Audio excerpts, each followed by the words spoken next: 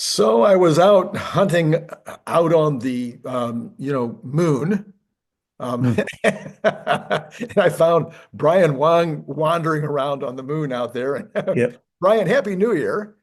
Happy New Year, 2025. Midway through And the decade. Yes. we did another year, and we're like you say, halfway through the decade.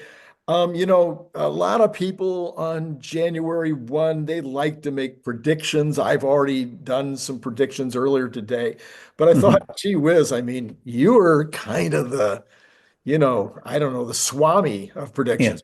You're the guy that we're supposed to turn to for Hmm. accurate. I mean, who knows about mine, but you're Right. just supposed to at least be accurate. So Hmm. I thought I'd give you a buzz and see if there was any predictions you'd like to share with us as we go into the second half of the 2020s. Yes. So, and also it's the second quarter of a century. So That's we've done right. our first quarter of a century. That's right. So yeah, so that's a lot of st big stuff happening. Well, I mean, got the wrong thing. Okay. So first, I'll have a set of predictions. So we'll talk about the Elon related stuff first, Yep. and then there'll be non-Elon technology, AI, and then some general t technology things. And mainly focus on technology, a little bit of government. So let's, on the three slides, let's start with the Tesla stuff. All right. So as people know, I've already made the prediction a few months, almost 2 months ago now, that Tesla would get to 450, and it did. Gone back Yes. down below that, got as high as 480. So now it's correct because of the general surge in positive feeling in the market and other stuff where government went from positive to negative, negative to positive on Elon, Tesla, and his companies. So a lot of big stuff is going to be happening there. It's its own category because so much can happen with Elon and his companies. So So since you did say 450 by the end of January, you might actually still be exactly right. right, right. But the thing is, I could be right in the morning and I could be wrong in the afternoon That's because true. it can move 30 bucks in a day, right? 50 bucks in a day. I think it dropped like 480 down to 420. It It's did. like It's it was dropped. like 60 bucks, 15% move one day. Yes. Yeah. So people say, oh, you're hedging with the range. It's like, the stock is volatile. Like, Right. so Um, but the main aspect, so for people who don't know, I had my bear, base, and bull case on Tesla's share price for 2025, which was bear case like 700, um, base case 1000, and then bull case 1500. Right. And pretty much all depending upon like how much Robotaxi, FSD, Tesla bot stuff we get determines how much the share price goes. The normal execution of energy, batteries, and those kind of things, that's what grinds us up to 700. And then it can all, surge at the end toward the latter half because Elon says latter half is when he expects the stock to surge and really be a tsunami that punishes the Tesla Q people. Now Anyway, you put up a posting about that. You talked about you thought that that was related to Robotaxi. I responded to you that yeah, I think it's about Optimus, that the Robotaxi will be in the middle of the year, and that if it's going to be a tsunami at yeah. the end of the year, that is telling me that everything is on course for Optimus. What do you think? I think it's um the AI category related. That Okay. it is um what happens with XAI, what happens with FSD Robotaxi and Tesla Bot. That the improvement of AI, real world AI, is something that is connected. That the speeding up of Robotaxi development speeds up Tesla Bot development, Mhm. and speeding up of Grok, the XAI models improves um, all the AI capabilities that they have. So I view that as all connected. Mhm. And so like if we were to totally get everything we want with Robotaxi, it's released, it's being used by 100,000 cars, that is helping us get more with Tesla Bot. And also it means that it's easy for the Tesla Bot, if you make thousands of them, to get out of the factory, where it's like they just get delivered by vehicles, So the autonomous capability is something that moves hand in hand, is what I think. Okay. Yeah. So that general categorization of it, is to say how much of that we get. And the thing is, similar to how much the stock price moves, the AI capabilities can make leaps and bounds. Because like we went from 12, the great leap from FSD 11 to 12.5, 12.6, and then got FSD 13, right? And that was a huge jump in capability, getting more feature complete, getting safer and that kind of stuff. And it was just, you know, 1 month you have it, next month you do. Right. Um, so I think that the leaps in capability are what I'm looking at. I'm looking basically at large leaps every quarter. That if you're going to get 125 times or 1,000 times or more um, capability in terms of your miles per intervention, then every quarter there will be these large leaps.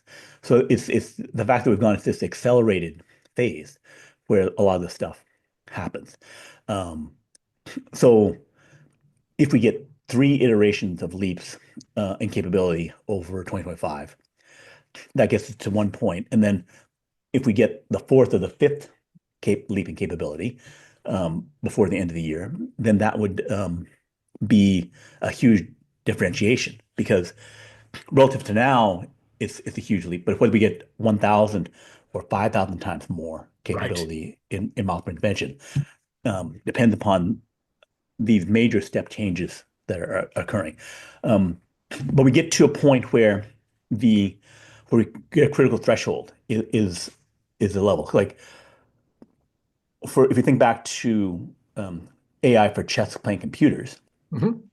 um, they had Deep Blue beating Gary Kasparov, and then it became okay, a supercomputer can beat a human, and then it was now, one of my laptop or one of my cell phone can beat any chess grandmaster.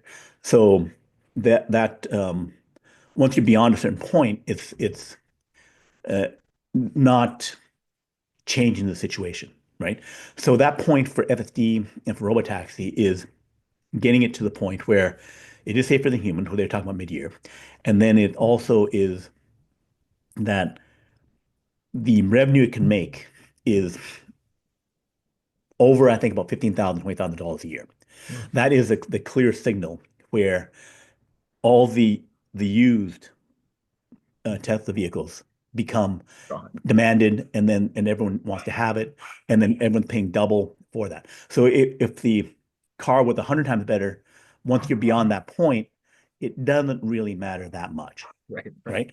So when did it get to the point where um, the lines around the block for the vehicle?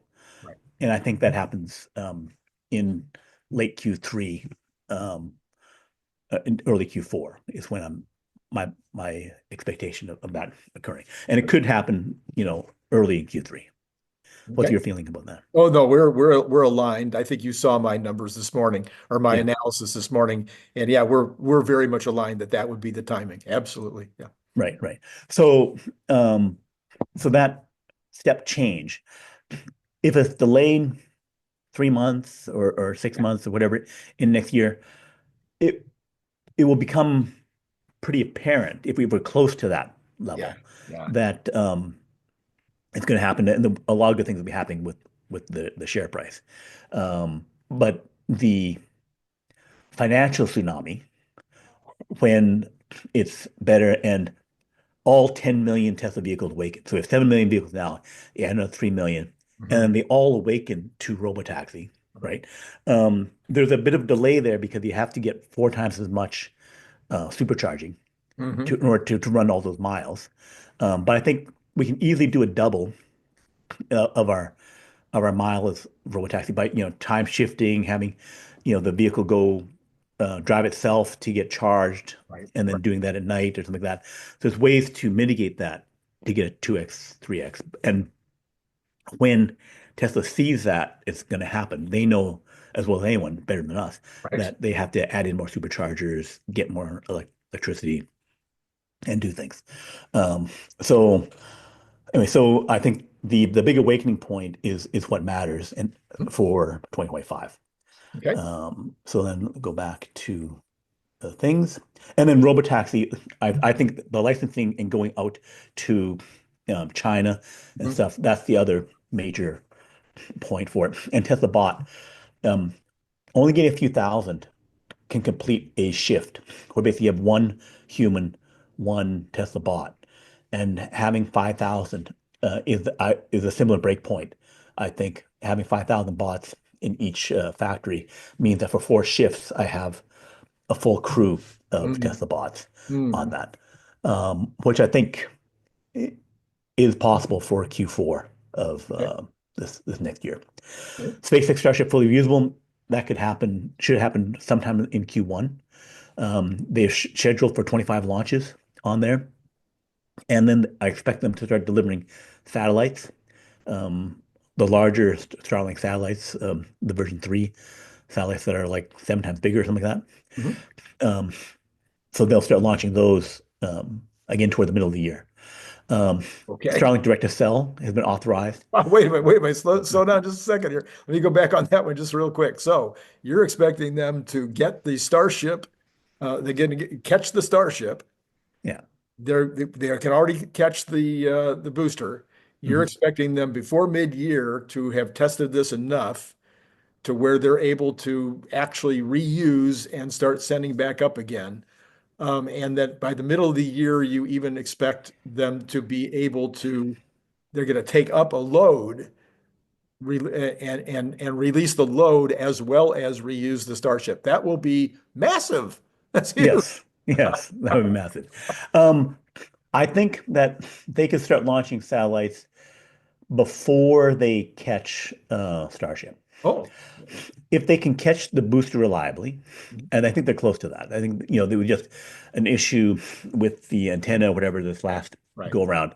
So they can do that. And then um, once you're catching the booster reliably, then the system itself is reliable, no burning up and that kind of stuff. Hmm. That um, you, in theory, you're then it's capable and more lower cost than your Falcon 9 because I'm just losing the first Right, Starship stage right, as much as we love it, right, that if I lose that or it comes down and splashes into the water, it's not that big a deal because the economics are now such better that it goes up, it releases the load, it's just the finish. Because they right. were launching stuff with the Falcon 9 when it was going through reuse before, and they were trying to recover Ah, the boosters, but they were still launching payload when they were doing that. right. So I think they can launch payloads for a quarter before if it takes like 3 months I see. to perfect the Starship catch. Okay, all right. Yeah, Okay. and then they've already done hundreds of thousands of text messages during the hurricanes aftermath in September, October, with T-Mobile, and so they've been authorized by FAA to do direct Starlink to cell phone. So I expect text and voice and internet to be done. The texting to be done on wide scale, probably Q2, Mm, maybe end of Q1, mm, and then have that scale up, and then to start doing some voice and maybe a little bit of internet toward the end of the year, which again would be a huge change for right. us because basically you'll have, they're talking about doing global emergency um, communications texting Yes. around the So, world. so the huge part to me, Brian, nobody talks about this. The huge part to me is I'm not probably going to go to the Himalayas. I'm not probably going to go to the North Pole, and I'm not even sure we're going to ever go on a cruise ship again. So I know that those are important places. And yes, Yeah, on an airplane, I would like to get better reception on an airplane, no doubt about that. But for me, it's like all those places in the middle of the city that I haven't been able to get reception. right. That's the part that, or maybe when my Wi-Fi goes out at home and I can still use my phone, when sometimes my Wi-Fi goes out at home, my phone goes out too. So, Mhm. yeah, those are the things I'm looking forward to. Right. But an area that I have trouble with is where there's a lot of trees overhead, Oh, right? okay. So Starlink won't help for that Oh, interesting. unless at Just least just maybe the for a number of satellites are years. there and the trees are. What if the satellites are over there and the trees are over there? Yeah, I guess that's possible. Yeah, but initially it's I think could be trouble when it depends on, I guess, how dense the tree cover is and how Right. much. If Right. it's just like it's like a tunnel over you, then you're messed Huh. up, right? Okay. All right. But they can do more in terms of like in-city stuff that you're talking about if they Yep. were to beam into a reception zone, like a Right. big cell tower, Right. and then have it retransmit there. So they can handle all the backhaul. So that's something I think is part of the agreements that they have with T-Mobile and the other companies, where they get rid of cell towers and then do backhaul, which is transmitting around the network before it gets to people. And so that's one of my questions. I've had that over and over again. So now I got you. I'm going to ask it. So if I am in a tribe of 500 people in the middle of the Amazon, and I can't afford $100 a month, will I be able to beam one into one tower and charge everybody in the neighborhood 50 cents a month, and they can all have some kind of capability? The technological business capability is there for them to Okay. do that kind of thing. Okay. It's a question of do they roll that out, and if they do, when do they do that? Technologically, though, that's possible. Okay. Technology is possible. Yeah, Neat. Okay. yeah. So let's go there. So then X, Twitter should, I think there's been some posts talking about how it should explode this coming year, I think. And then um, the uh, CEO, or what's her role? Vicario, Yeah. or I think she's CEO or CEO. Yeah.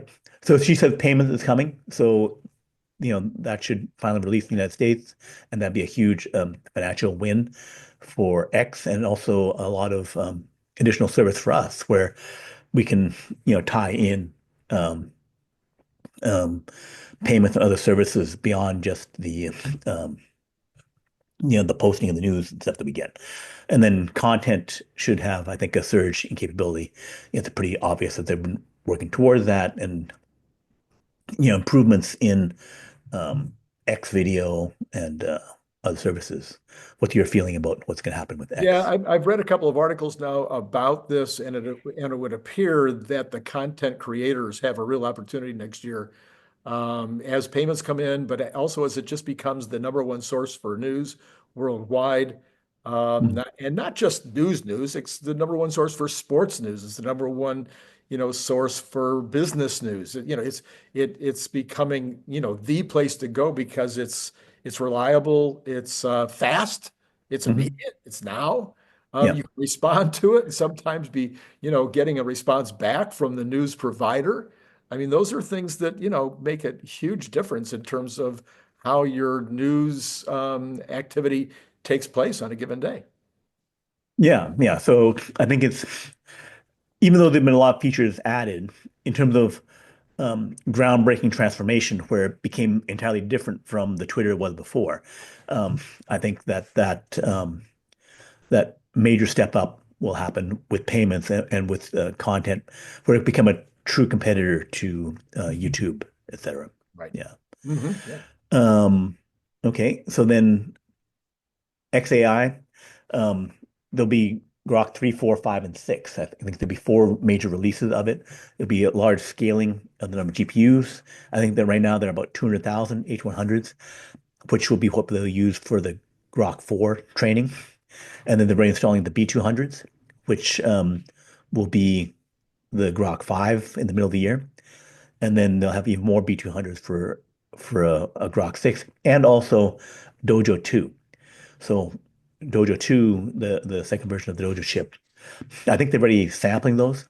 Mm. So those will go into mass production and they should be comparable to the B200s.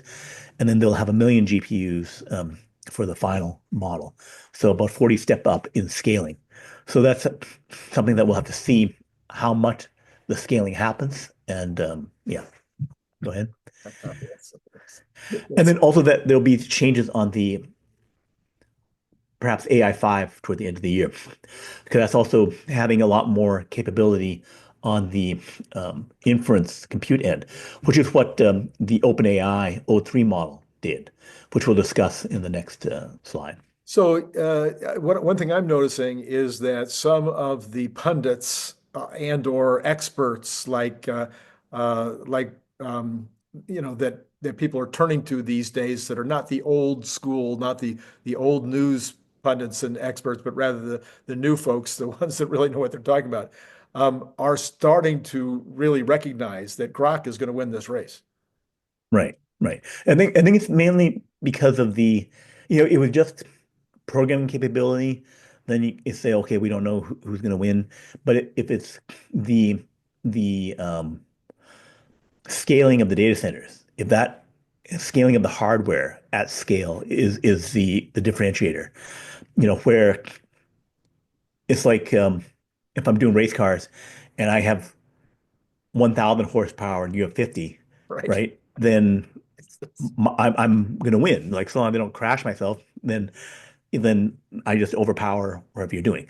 So I think that's what's happening with XAI, particularly in 2025 and 2026, is that for the other guys to catch up on the scaling side of things, like NVIDIA's Jensen Huang said that they were superhuman in installing it in 19 days. So just installing it faster is a huge deal. And then if they've rewritten Ethernet protocols, third and fourth layer into hardware, get microsecond responses to milliseconds, again, they've done a fundamental change which other people can copy, but they've done something that is, takes a year or two to get going. It's Right. like Right. it's like if I was to mobilize my army, like Patton and in World War II, and then move them, out of one battle into another 3 days to do the Battle of the Bulge. If the other guy can't even, get his 100,000 guys assembled for 6 months or a year, then you're not going to be ready. So thus you lose the battle. And then you have this guy, I don't know, some guy, some Elon Musk guy, who Yeah. just decides to concentrate on a subject, concentrate on the roadblock for a day. Maybe it wasn't Yeah. even a whole day. Yeah. He's like, well, we don't know how to put more than 31,000 GPUs together in a single cohesive block. So I'll concentrate on it for a few minutes Right. Yeah. and figure it out. Right. So it's fundamental differences in the CEO. Like the other CEOs won't become different immediately. And they say, even if I want to aspire to do that, it's something that can't be done.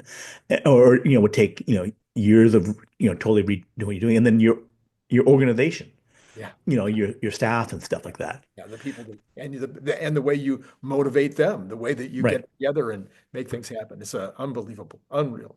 Yeah. Okay. And then it also has, different, hardware and software within its companies, like real-time SAP type thing to track everything. So just things that have been put in place over 10 years that just can't Right. be copied in Right. any kind of reasonable time.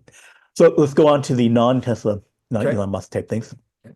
So we start talking about the NVIDIA chips, and so that there'll be millions of the B200 chips. Full production probably should be like 3 million per year. The Rubin chip, which would be the next one after the B200, should be out in Q4 in this Mm, coming year. mm. And that if it should also be, several times more energy efficient and faster, etc. Um, then the question of AGI, artificial general intelligence, and ASI, artificial super intelligence. Google has recently tweeted out or said that they see a straight shot to superintelligence, that they think they can achieve that.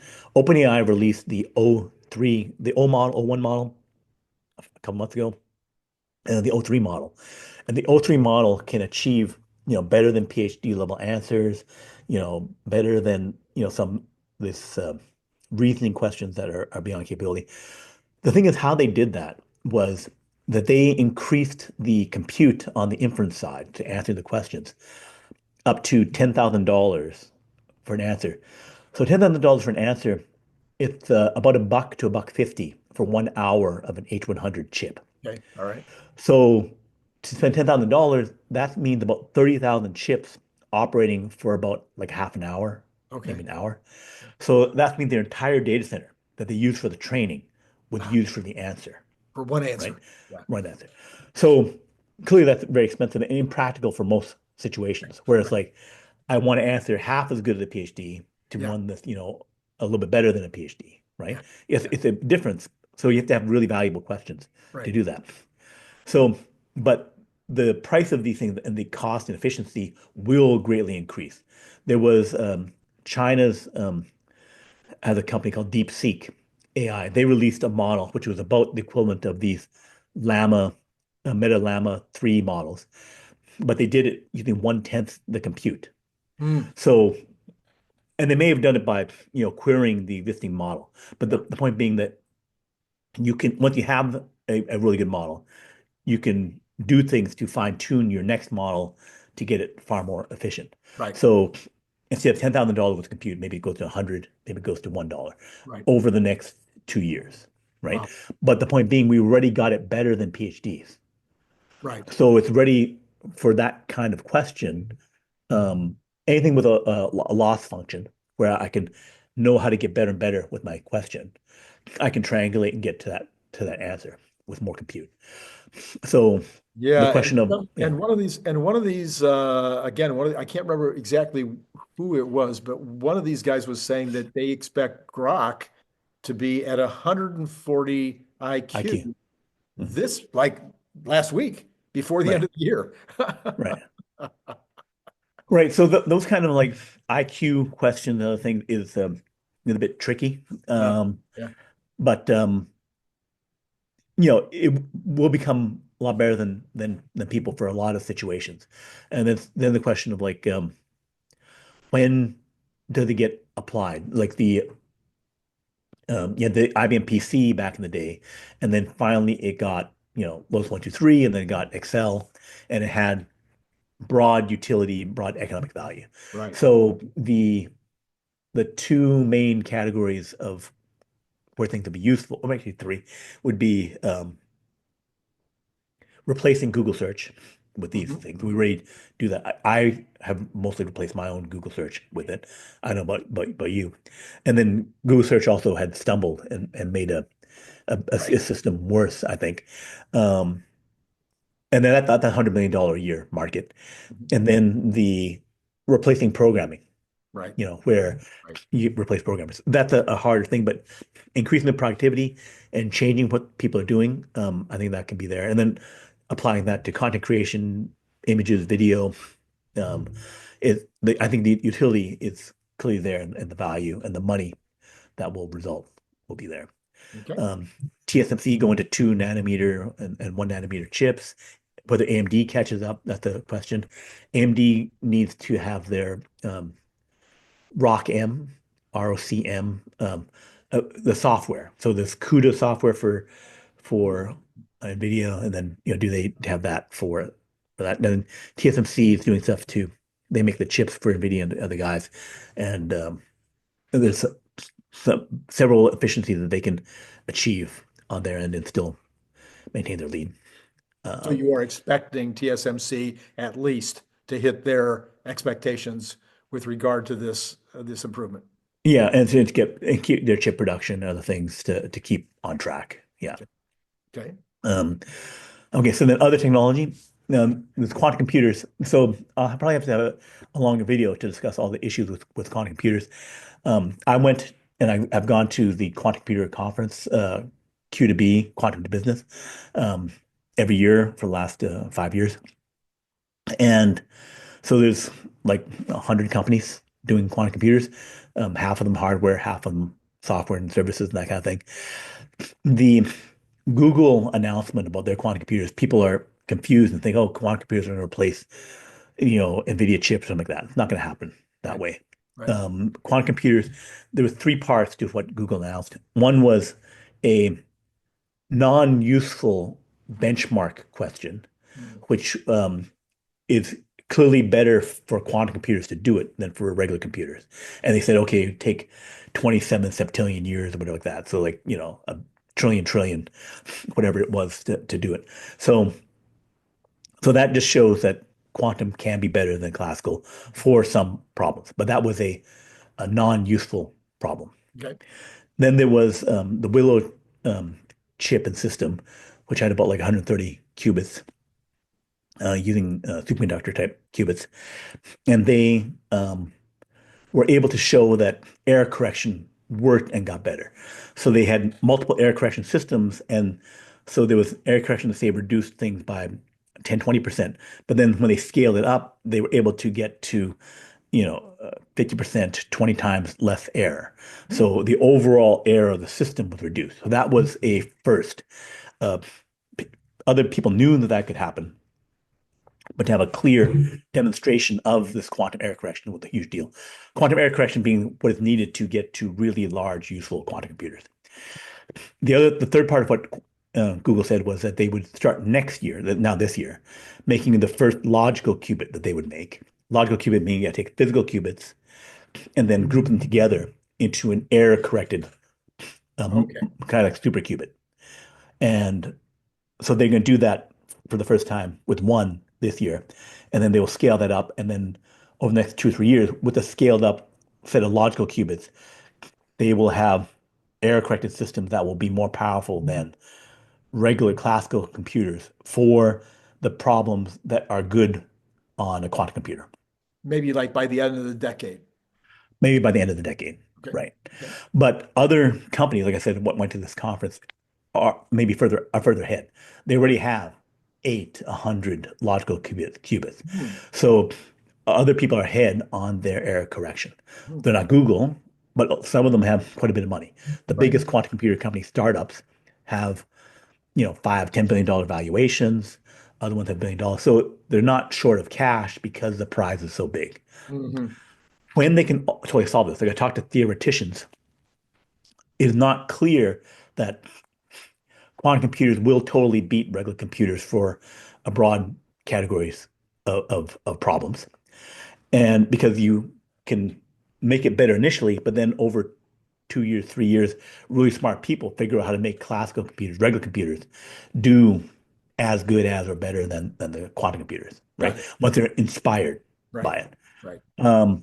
But the economic value of it is if I have a few hundred logical qubits error corrected, Mhm. and I can do a few thousand steps, I will be able to get answers like optimizing um, um, airplane routes or something like that. That will be better than class computers. I think impractical for them to compete on, Mhm. right? Mhm. Mhm. Like, yes, they can kind of do it, but you did a stunt, and Right. you're Right. it's irrelevant to the fact that I'm getting value from the quantum computers. So I say the value will occur in about 3 to 4 years, plus or minus a year or two, Okay. right? Right. And I don't think necessarily Google wins. Right. And Okay. it will not replace NVIDIA chips. It Yeah. will, if I do it, it will be, I get, I solve some really hard chemical problem, and I get a new fertilizer and Yeah. a new fertilizer efficiency Yeah. where we can reduce our global energy use by 10% because we have super efficiently produced fertilizer, Gotcha. right? Yeah. That's the kind of problem that is really good for quantum computers. Or I get to optimize, um, uh, financial trading or some other stuff like that and Yeah. get another 5, 10%. But it's like over the whole economy, so it matters, Sure. right? Sure. But it's not going to be something because even asking it the right questions and setting it up, that's where I need the room full of PhDs and stuff like that. And then even I'm working with AI to come up with the questions. It's not, it's a lot of really hard problems that need to be done with. And that's what, I'm not going to be doing something trivial because if I do trivial, my calculator can do it, my computer can do it. I don't need a quantum computer to do it. Department of Government Efficiency, the big question for the first part of this next year is how much efficiency can we actually get out of the US government? And that will affect the world. So we'll find that out, I think, from January 20th till about the end of May, April, May, to know how much that will happen. What's your feeling about that? Yeah. Well, I have a lot of hope. I have a lot of frustration with what I suspect that they're going to run into in terms of, clapback. Uh, Mhm. but I do think that there's two men that are heading it up in Mr. Trump and Mr. Musk who are kind of capable of going over, under, around, or through, as we like to say, Mhm. and will just bully, bluff, Yeah. pound, um, threaten, cajole, Yeah. whatever it takes to Mhm. get Congress to move on the things that are actually going to be that will actually have a difference. Mhm. Okay. Yep. So yeah, we have to be hopeful, and we'll find out in as less than 3 weeks. The things start off and go crazy. The first day will probably be pretty impressive. Very impressive, yeah. Um, so then other things, my predictions would, there's other technologies that we need to keep tracking. I track all the nuclear fusion stuff. There's things that happen in nuclear fission. There's other space technologies, and lasers, etc. But I don't see any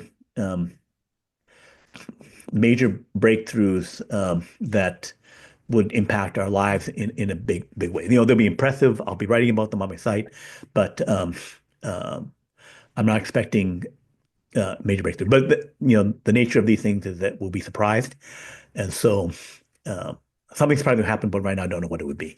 Have to ask you the Bitcoin question. hmm I think Bitcoin should be up.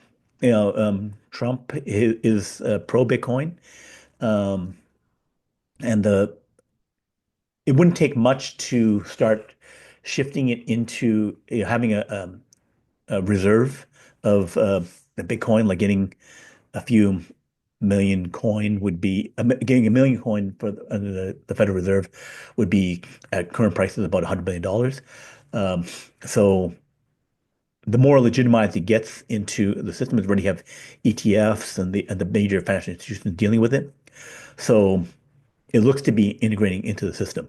The people who say, complete scam or whatever like that, there is some value in the digitization of it and having an alternative to regular fiat currency.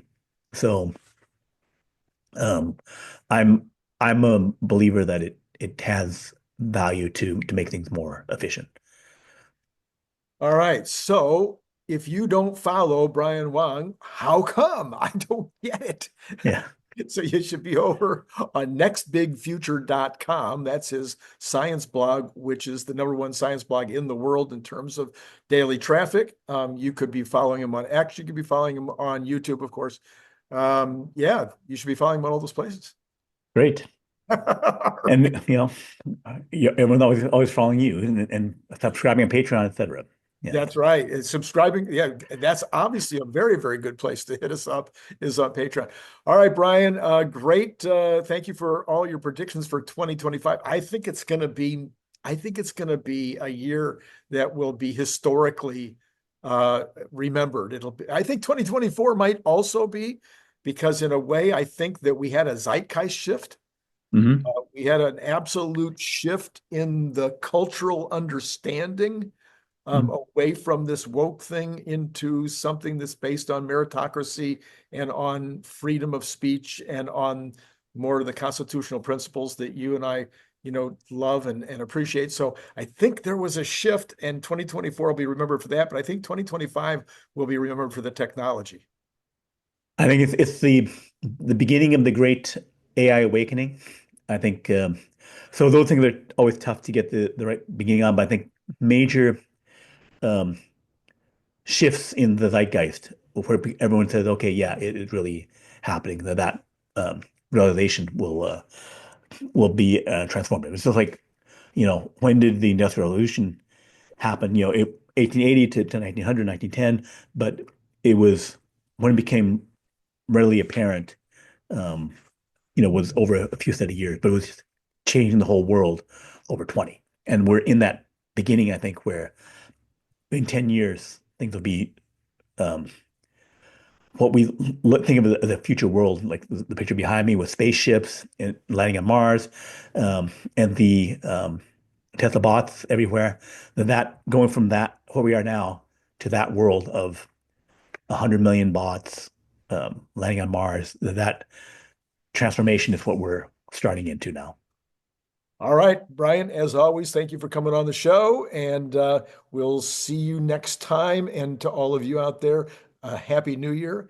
And it's been great talking to you. Thank you.